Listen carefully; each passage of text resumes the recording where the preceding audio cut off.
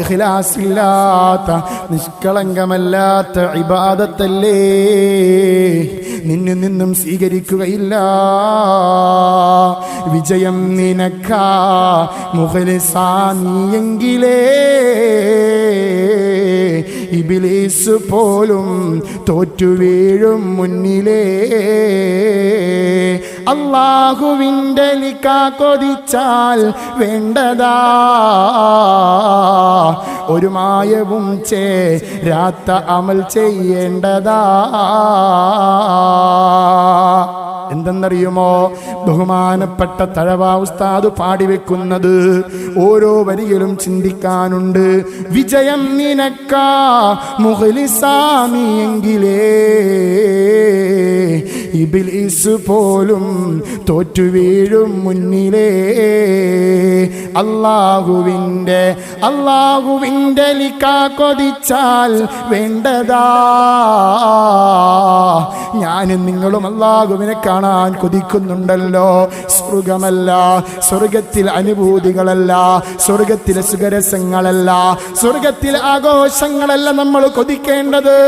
ഒരു മുഅ്മിനായ മനുഷ്യൻ ആഗ്രഹിക്കേണ്ടത് പടച്ചറബാകുന്ന എന്നെയും നിങ്ങളെയും സൃഷ്ടിച്ച് സംഭരിക്കുന്ന സ്ഥലകാല സങ്കല്പങ്ങൾക്കതീതനായ ഈ ഭൂമിയുടെ ഉപരിതലത്തിൽ ഞാനും നിങ്ങളും ജീവിച്ചിരിക്കുന്നുണ്ടെങ്കിൽ അതിന് ഉത്തമ കാരണദൂതനായ എനിക്കും നിങ്ങൾക്കും ശ്വസിക്കാൻ വായു നൽകുന്ന, നമ്മുടെ കൈകാലുകൾ ചലിപ്പിക്കാൻ ഏതൊരുവനാണോ സഹായിക്കുന്നത്, നമുക്ക് മുട്ടില്ലാതെ, നമുക്ക് ഒരു യാതൊരുവിധ ബുദ്ധിമുട്ടുമില്ലാതെ ഈ ദുനിയാവിൽ ജീവിക്കാൻ സാധിക്കുന്നുണ്ടോ? അങ്ങനെ ദുനിയാവിൽ ജീവിക്കാനുള്ള എല്ലാ സുഖരസങ്ങളും സമ്മാനിച്ചു നൽകുന്ന പടച്ചറബുണ്ടല്ലോ.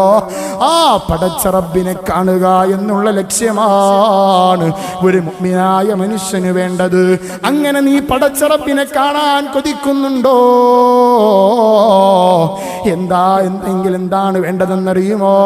ഒരു മായവും ചേരാത്ത അമൽ ചെയ്യേണ്ടതാ. യാതൊരു കളങ്കമില്ലാത്ത, യാതൊരു മോശവും കയറാത്ത, യാതൊരു കളങ്കമായ ചിന്തയും കയറിക്കൂടാത്ത നല്ല അമലുണ്ടല്ലോ. ഖൽബുൻ സലീമായ ഹൃദയത്തോടുകൂടി നീ പടച്ച റബ്ബിന്റെ മുമ്പിൽ ഇബാദത്തെടുത്തോ, എങ്കിൽ മാത്രമാണ് നിനക്ക് രക്ഷയുള്ളത്.